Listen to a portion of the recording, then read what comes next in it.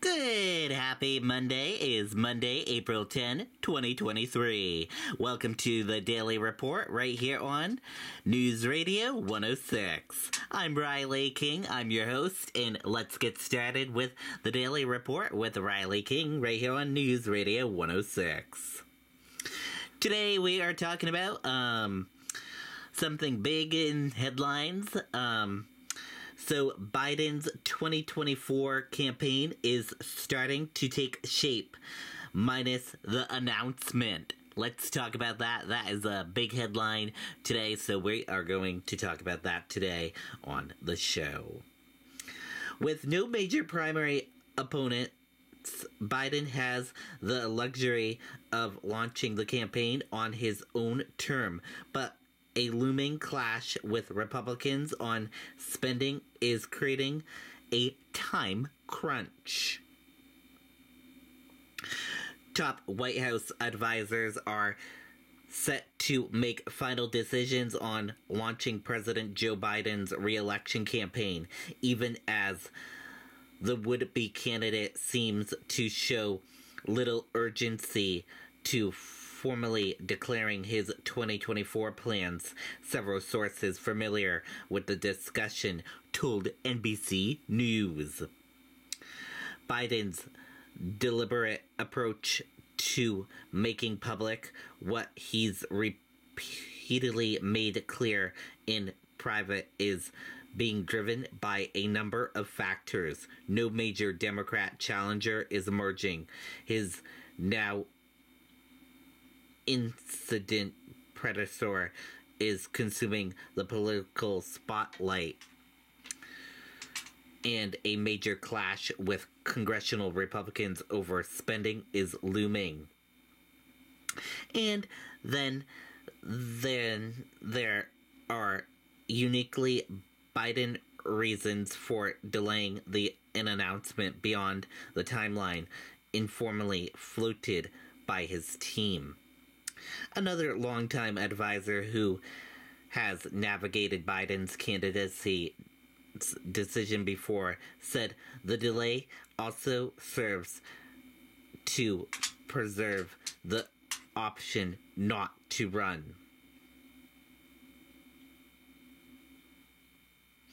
Many of those in Biden's inner circle were there 8 years ago when he appeared on the cusp of announcing his candidacy on Tuesday night, only to declare in the Rose Garden on Wednesday afternoon that he would not run in 2016.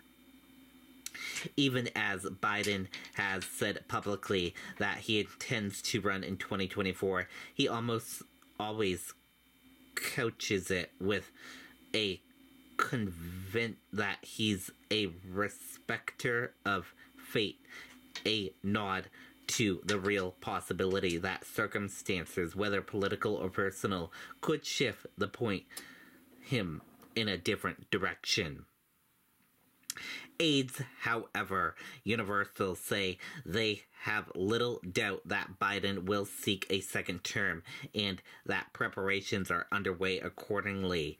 The president has been teasing a re-election bid at public events recently, coinciding with an administration-wide campaign-style tour, touting his legislative accomplishments, and in doing so, he's drawing on one of his chief advantages at this point, being president, not a candidate. With no major primary opponent, Biden has the luxury of starting his final campaign on his own terms. Biden has never been a darling of the left yet. The progressive wing of the Democratic Party appears to concealed behind him. Rep. Rowe, Democrat of California, who co-chaired Senator Bernie Sanders' 2020 presidential campaign, said Biden, he's had a successful 2 years with significant legislative to bring back manufacturing. He's likable, and he makes an effort with people in the House and Senate on a personal basis. Nothing that liberal senators like Sanders and Elizabeth Warren of Massachusetts are staying out of the race in differences to Biden. Rep. Jim Colburn, a Democrat of South Carolina, a Biden ally, said, "So far, there's no serious challenger, so there's no reason for him to get out there and expose himself to those campaign rules and regulations that curtail how much you can do when you're an announced candidate." A White House spokesperson retreated Biden's intention to seek re-election. Biden's inclination to practical on an official announcement, according to a source familiar with his thinking.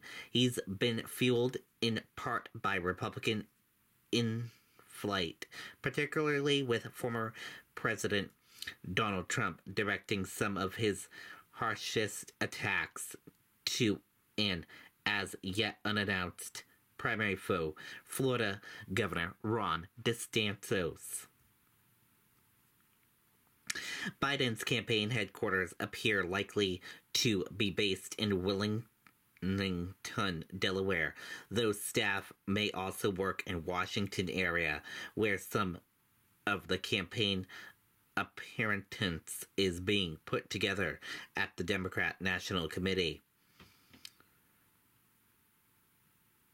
Biden has yet signed off on a campaign leadership team that would work with his White House advisor, though interviews have taken place and potential candidates have been told to hang tight for now, another source familiar with the planning said. Jennifer Ryder, a veteran of Biden's 2020 campaign, has emerged as a top contender for a senior campaign role, with one source familiar emphasizing that the final roster is not locked in yet. A source familiar with the planning identified her and 8 other Democrat strategists as in the mix for senior positions, several of whom are veterans of competitive 2022 and others who've worked on national campaigns. Asked whether she may be tapped for a campaign manager job, Ryder said in an interview, "That's very flattering."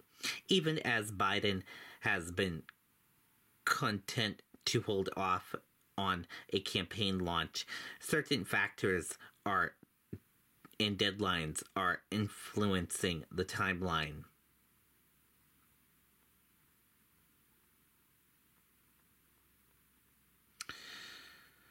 Outside the White House, pro-Biden political action committees and Democrat opponents fully expect him to run. They said they haven't heard anything from Biden world to suggest otherwise. And we will just have to wait and see. And I also asked people what their thoughts are on and opinions on this about Biden's 2024 campaign is starting to take shape. Minus the announcement, I asked people's thoughts on this, and we got one viewer that weighed in on it, and here's what our one viewer said. Our one viewer said, "Worst president ever. The only reason Article 25 hasn't been used to remove him is that would make Vice President Kamala Harris the president, and she is worse than him."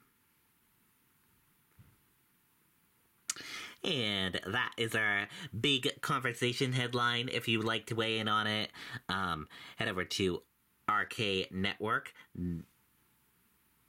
Email us at rknetwork1995 at gmail.com if you'd like to weigh in on this. And let's take a look at this day in history.